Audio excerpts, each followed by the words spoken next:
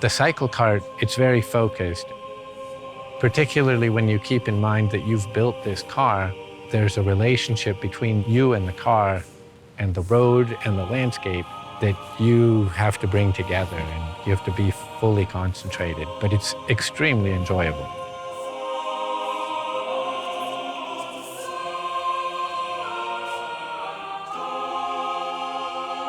Driving a cycle cart when your bum's only a few inches off the ground and it's bouncing, you made it yourself, you don't know if the wheels are gonna come off, and then you got to pass somebody. It's exhilarating, and it really just livens your life up, and it's just so fun.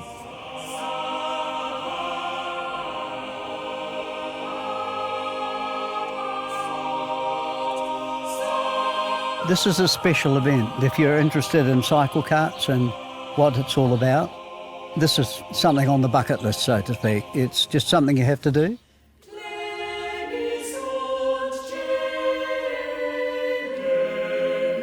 Tieton is the one and only place where cycle carts gather at this point in time. You have small pockets of guys that race cars, but generally this is where we come.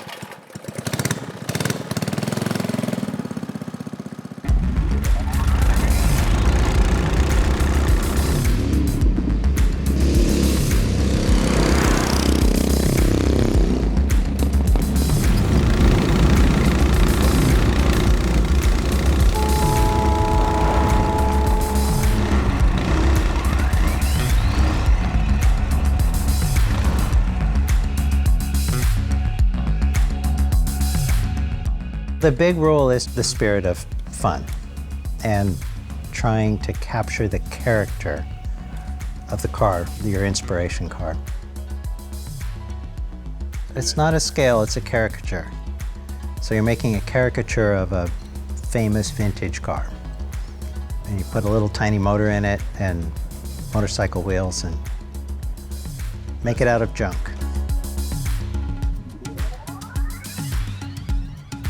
The rest of the rules we rewrite every time somebody comes up with something new. If it fits the spirit, it's okay. At the time, it was the Bush recession. I didn't have a whole lot to do at work. And my daughter was about 10, so dad logic was, we should build a car.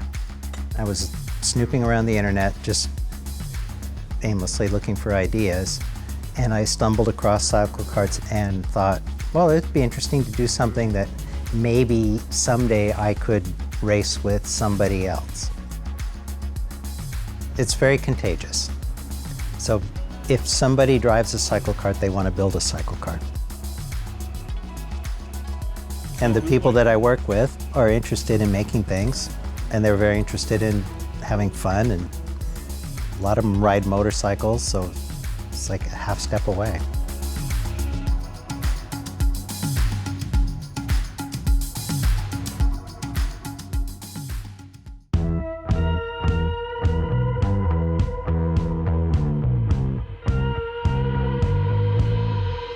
Tieton is the exception for us in that it includes a broader range of people. And they come from all over the country, all over the world, in fact. When we initially started, it was just 6 of us, and it was a small group, and then it was about a dozen. Tieton is very different than that. It's a lot of people.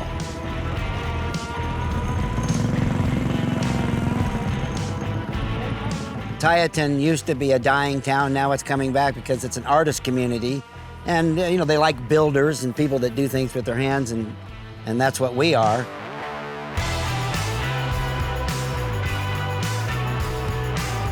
It's the one place a year where cycle carts come together. It's a small town that lets us run around the streets. We put up hay bales. We run about a 3/4 mile course. They welcome us with open arms. primary formula for the cycle carts came from what we call the Stevenson formula. Stevenson's came out of Northern California. They built kind of what we think of as the first cycle carts, modeled after what were cycle cars, which were built in the 20s. Motorcycle-powered cars, essentially. And they were built for specific tax reasons. But what we were building are essentially go-karts with go-kart parts, go-kart technology with motorcycle wheels that are designed and inspired to look like a Grand Prix car from the 20s. And they're designed to be fun. Well, I wanted to learn how to weld. So I was going to build a vintage go-kart, and I was searching online, and I came across Cyclekarts, and I was immediately hooked. If you like to design, build, and drive your own vehicle, this is how you do it. It's also very affordable. For a couple $1,000s, you can build a really nice car, and you can come out and compete with guys that have a like mind. They're all builders. It is truly a brotherhood. There's no practical reason to build a cycle car. You just do it because you enjoy the creative process. I saw a YouTube that showed these guys having this absolute unreal fun in these little cars with what looked like to me, motorcycle wheels, etc. And I thought, that's what I want to do.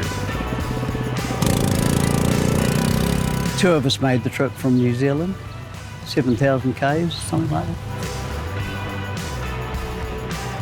Long way to come, but it's been worth it. Great fun. You get hooked on it, you know.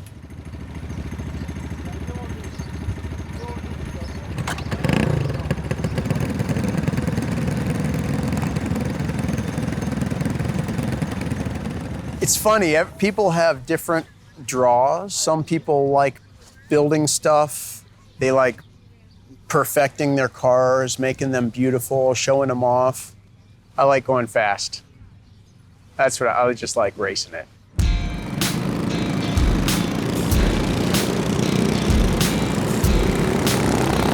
It's like a go-kart when you're a kid and you are going as fast as you can and you're cutting the corners and figuring out how to take these corners a little better and pass your buddy, and it's the same thrill you get when you're a kid riding a mini bike or a go-kart. That's what it is for me. Nothing compares to this experience. Nothing compares to this. This is just wildly beyond what I thought it was going to be. Simply because of the way the cars handle, the way the drive system is set up, it is just, it's unbelievable. It really is. I think the term is it leaves a surgically removable smile. This is true. This is true, yeah.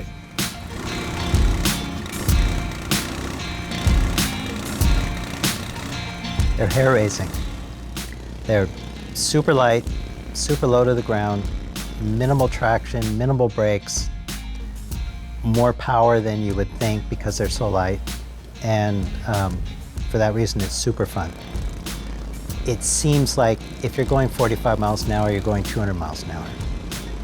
And it's more fun, I think, than driving a serious race car.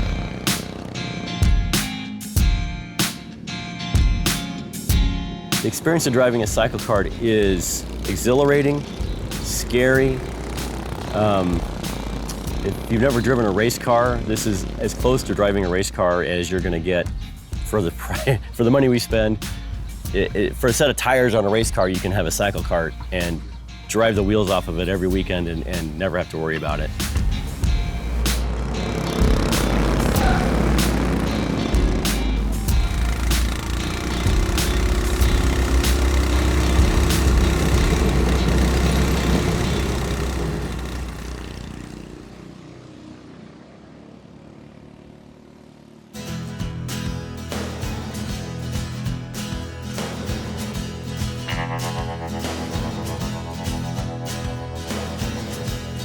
Sunday, it's a private orchard. It's a little bit more focused on ourselves and less on the public, and it allows us to do things that we wouldn't normally do on public roads.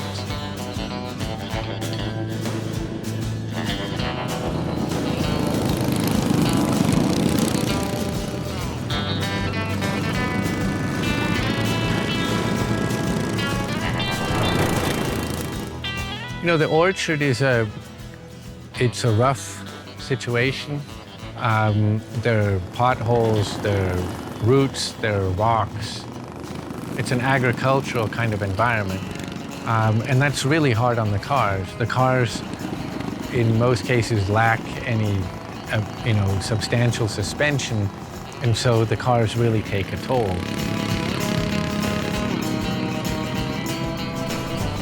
With a 10-year-old car now, I've rebuilt so and so many things, and you begin to understand what the influence of these rough conditions might be.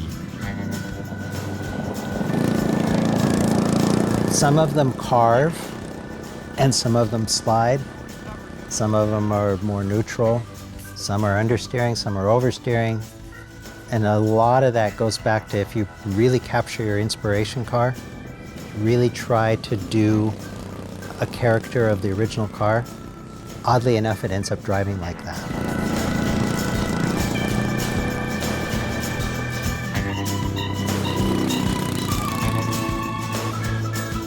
There's nobody around me. There's one person around me that's got a half-finished one, and that's it. So to come here and see 35, 40 cycle carts is fantastic. It's exciting, and it makes it all worthwhile. This is absolutely, for me, the ultimate motorsport.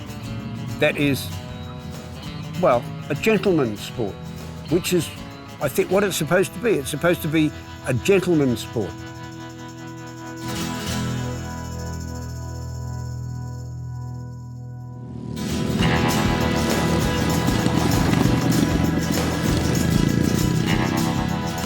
Meeting and playing with these other guys, that's the main appeal. I can drive my cart around a parking lot by myself, and it's not nearly as fun as if there's another cart with me. That's where the fun is at. Yeah. You don't have to go fast to do that.